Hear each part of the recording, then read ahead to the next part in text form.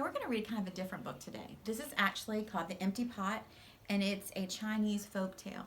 Now, no one really knows the origin of this story. They know it came from China, but we don't know how much of it's true and how much of it is just a lesson that was taught through a story.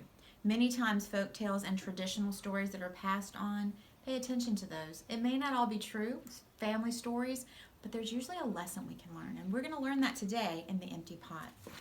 So the characters, this kind of tells us the characters, and forgive me because I don't know Chinese, but Chang is a hardworking gardener. There's the emperor. So if you think of somebody like the president or the king, he's the guy in charge.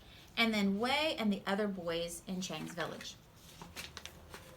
Many years ago in China, there was an emperor who had no children.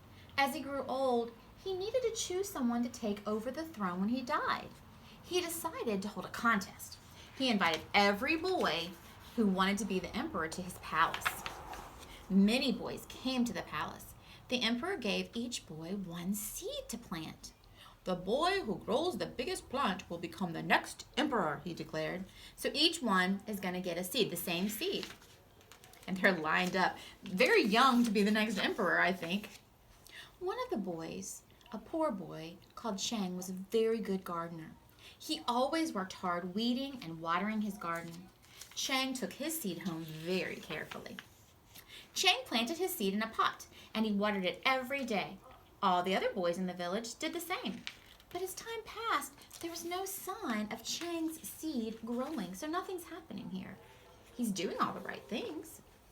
One day, a boy called Wei told everyone in the village that his seed was growing quickly. He boasted, or boasted means to brag, he boasted about how big his plant would be. Wei was sure he would be emperor because nobody else's seed was growing at all. As time passed, all the boys in the village started to talk about how well their seeds were growing. But still, the seed in Chang's pot did not grow. As months went on and by, the other boys' plants grew tall and leafy. Still, Chang's seed did not grow. He tried putting it in a bigger pot, but nothing happened. Wei laughed at Chang and his empty pot. Chang decided to ask his parents for advice. They simply told him that he was caring for the seed as well as he could.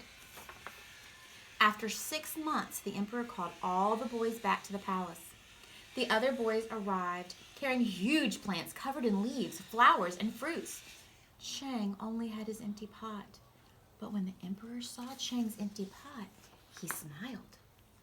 "These seeds I gave you had all been cooked. None of them could grow into anything," the emperor told the other boys.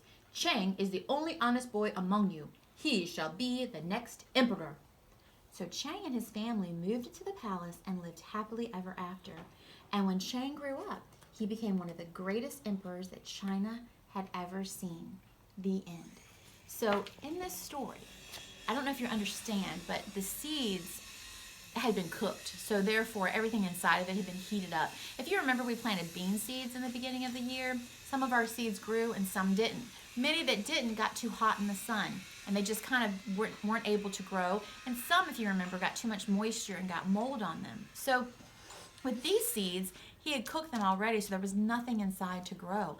So everyone else who had plants, they had cheated. They had put a plant in there. Chang was the only honest one.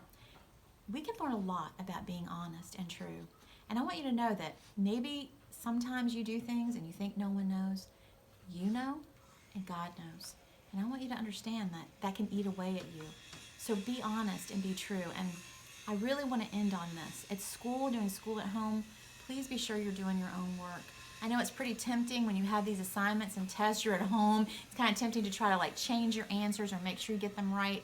The only way that Mrs. Frame and Mrs. Dabrowski are going to know how to help you is if we see your work. So be sure that you're being honest and true, not just in your work, but in the things that you say and do, and honor God always. And just know how much He loves you. And even when we don't honor Him, He loves us. But let's make wise choices. Let's honor God as a habit of our life. Till next time, bye.